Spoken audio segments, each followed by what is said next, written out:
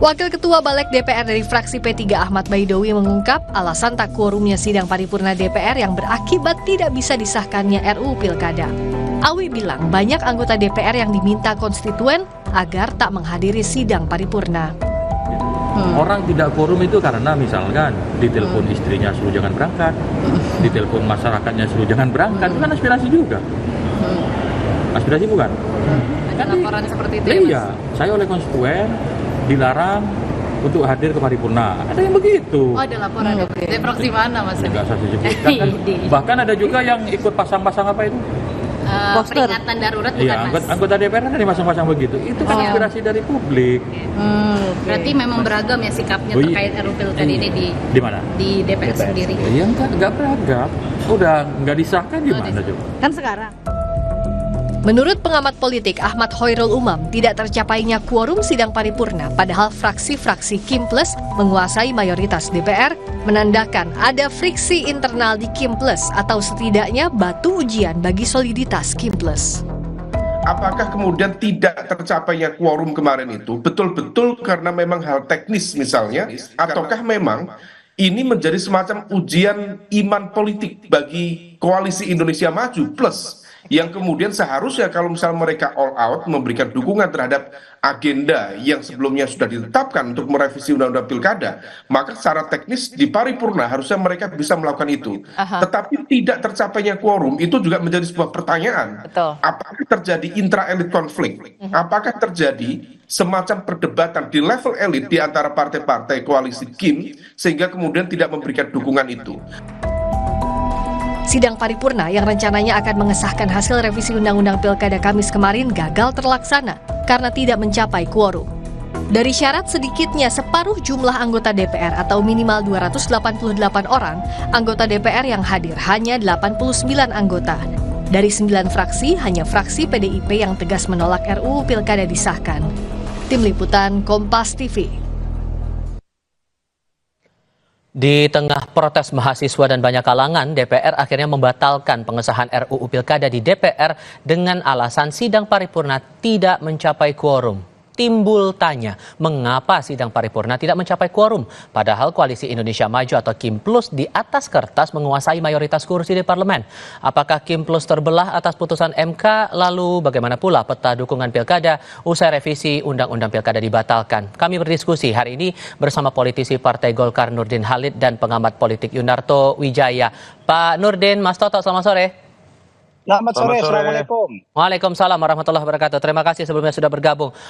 Pak Nurdin, begini, logikanya kan kalau Kim Plus ini di atas kertas secara kursi kan banyak jumlah perolehan kursinya. Tapi saat rapat kemarin tidak sampai quorum, akhirnya kan muncul pertanyaan kok bisa itu, bagaimana bisa menurut Anda, mencermatinya gimana? Politik itu terkadang tidak menggunakan logika. Ya. Politik itu sangat berkaitan dengan persoalan kepentingan.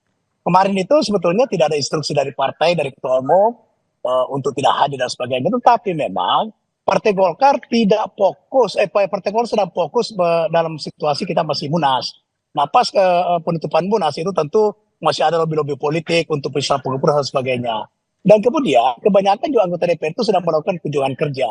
Sehingga itu soal teknis saja sebetulnya di mana anggota DPR itu tidak hadir. Tapi mungkin juga ada anggota DPR secara pribadi yang punya idealisme tentang keputusan MK, di mana keputusan MK itu secara pribadi ya, itu memang sangat aspiratif, keputusan yang sangat yang bisa mencerahkan demokrasi rakyat, yang bisa memberi ruang kepada masyarakat untuk banyak pilihan, tidak seperti yang sekarang hanya ada kotak kosong dan sebagainya. Ada, karena beredar isu jangan-jangan emang berupaya untuk menggagalkan RUU Pilkada ini biar disahkan di paripurna, Pak.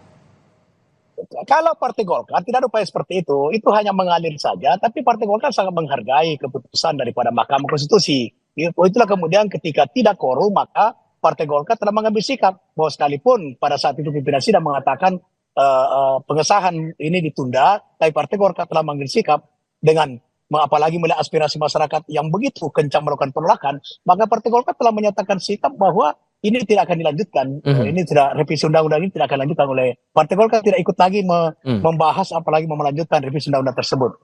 Oke. Bisa lakukan revisi undang-undang tetapi harus memasukkan keputusan Mahkamah Konstitusi. Oke, Mas Toto, Anda merasa juga mendapatkan kesan yang sama di balik gagalnya dimulainya rapat paripurna kemarin? Iya, kalau kita lihat dari sisi timelinenya ya, sebetulnya kan jam 9.30 sudah terlihat tuh akan quorum atau tidak.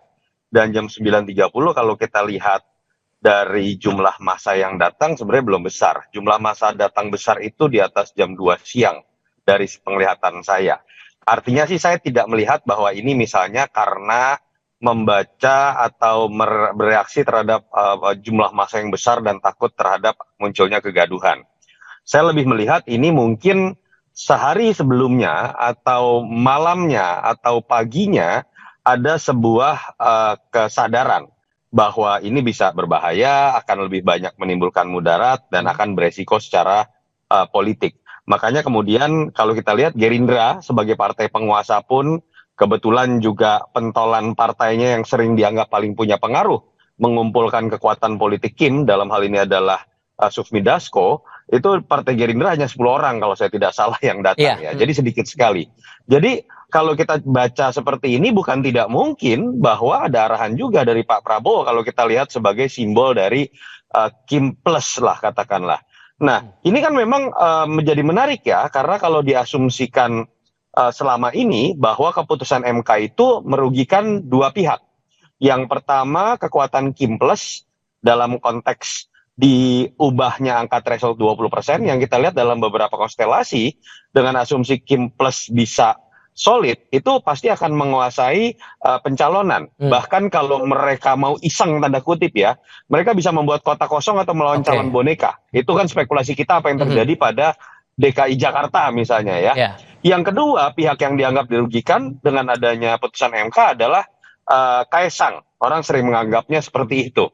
Dan kalau dilihat seperti itu minimal menurut saya kalau kita coba lihat perkembangan sampai hari ini, sepertinya Kim Plus memang sudah menyadari bahwa cara untuk menyolidkan koalisi ini tidak harus dipaksakan dengan cara kemudian revisi undang-undang pilkada yang kontroversial, bisa berakibat image negatif kepada Pak Prabowo padahal belum dilantik. Mungkin yang sekarang dilakukan oleh Kim Plus adalah melakukan soliditas barisan supaya tidak terpecah-pecah dalam jumlah banyak melalui lobby-lobby politik. Yang menarik adalah perkembangan terbaru Mas Tifal yang sekarang menurut saya perlu dibahas juga adalah sekarang ada statement nih dari Bang Dasko yang mengatakan masih terbuka kemungkinan bagi Kaesang untuk maju berdasarkan walaupun sudah ada putusan 70. Ya masalah batas usia itu.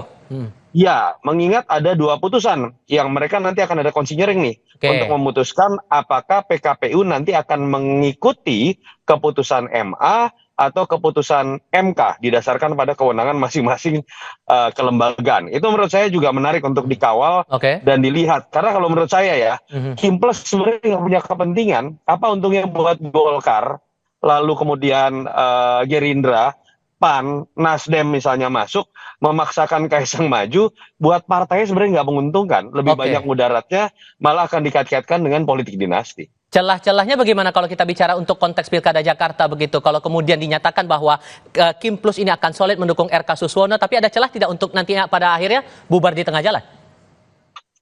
Ke saya atau kemana? Ya Mas Toto.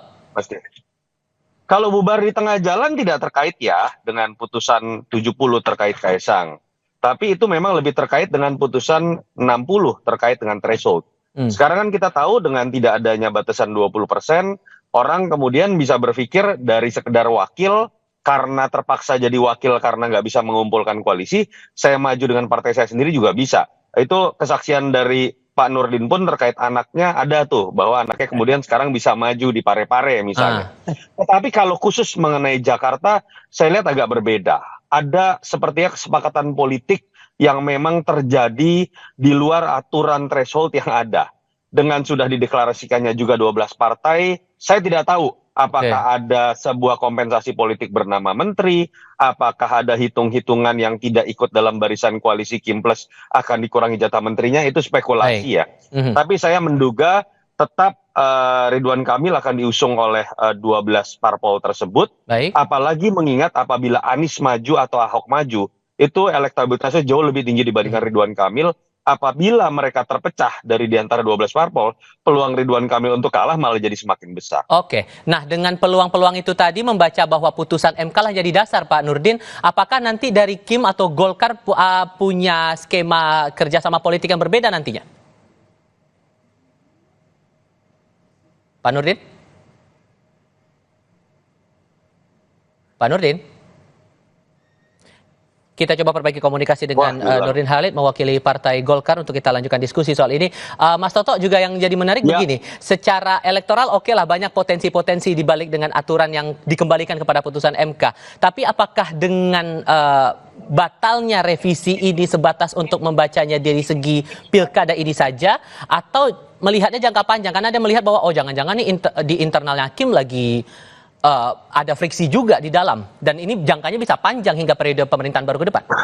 Gini Mas Tifal, problem dari awal ini adalah koalisi yang terbangun di level nasional didasarkan Pilpres coba dipaksakan atau diduplikasi menjadi koalisi yang ada di level daerah. Itu secara tata negara udah nggak nyambung, udah salah. Kenapa? Yang namanya pilkada, masing-masing parpol itu punya kedaulatannya sendiri, kepentingannya sendiri, konstelasinya sendiri, sehingga tidak mungkin dicoba diduplikasi atas nama kesoliditan sebuah koalisi yang sudah cukup aja. Yang namanya Kim atau Kim Plus, solidnya adalah mengawal program prioritas pemerintahan Prabowo Gibran. Solidnya adalah tidak berantem ketika bagi-bagi kursi menteri. Solidnya adalah bagaimana kerjasama di parlemen Senayan, mereka bisa solid.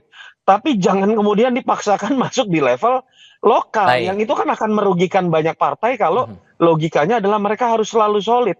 Dan harusnya keputusan yang didasarkan pada putusan MK ini, PKPU dasarkan putusan MK, itu menyenangkan buat semuanya.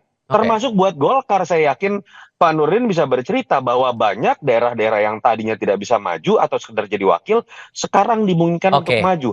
Dan ketika mereka bisa maju dengan mandiri, dengan independen, dengan berdaulat, mereka bisa memiliki kesempatan membangun infrastruktur untuk kepentingan 2029. Saya tahan dulu di situ Mas Toto. Saya pastikan Pak Nurdin masih mendengar suara saya, Pak Nurdin? Iya, saya dengar.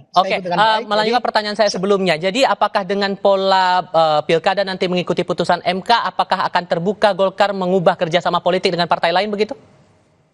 Saya kira saya setuju dengan Mas Toto ya, bahwa koalisi Indonesia Maju mau plus maupun yang ada sekarang itu setuju sekali bahwa itu tidak bisa linear sampai dengan tingkat daerah. Kenapa? Karena kondisi daerah sangat berbeda, memiliki karakteristik sendiri, memiliki tantangan tersendiri, memiliki problematika tersendiri, sehingga tidak mungkin bisa linear solidnya koalisi Indonesia Maju di pusat harus diturunkan ke bawah. Ada beberapa daerah yang bisa sama dengan pusat. Saya setuju itu Mas Toto. Nah, oleh karena itu dengan putusan MK ini, itu semua partai diuntungkan. Ya, Partai Golkar juga tidak hanya satu partai. Partai Golkar juga sangat diuntungkan. Banyak ketua-ketua Golkar yang tadinya tidak bisa maju karena harus berkoalisi, tidak cukup kursi, sehingga dipaksakan misalnya harus menjadi wakil. Saat ini itu bisa mencalonkan. Dan ini adalah sesuatu yang sangat produktif bagi demokrasi kita, mencerahkan demokrasi rakyat, memberikan ruang yang cukup bagi rakyat untuk melakukan pilihan-pilihan dengan ruang yang cukup, dengan pergerakan yang sangat dinamis. Ini pencerahan demokrasi rakyat yang sangat bagus. Oleh karena itu maka, kalau tadi Mas Toto mengatakan bahwa Kaisang masih ada kemungkinan, sepanjang tidak dirubah keputusan MK itu tidak mungkin lagi. Jadi kita tidak bisa, menurut saya, PKPU itu harus mengacu full kepada keputusan MK, tidak lagi kepada MA. Itu kalau saya sepakat dengan Pak Nurdin. Ya. Dinamika ini kita lihat minggu depan saat rapat DPR bersama dengan KPU. Pak Nurdin Halid dari Golkar, terima kasih. Mas Yunarto Wijaya juga terima kasih sudah hadir dalam diskusi kami kali ini. Sehat selalu semuanya. Selamat sore. Laporan lainnya usai jeda, aksi saling dorong mahasiswa dan aparat terjadi di halaman gedung DPRD Sulawesi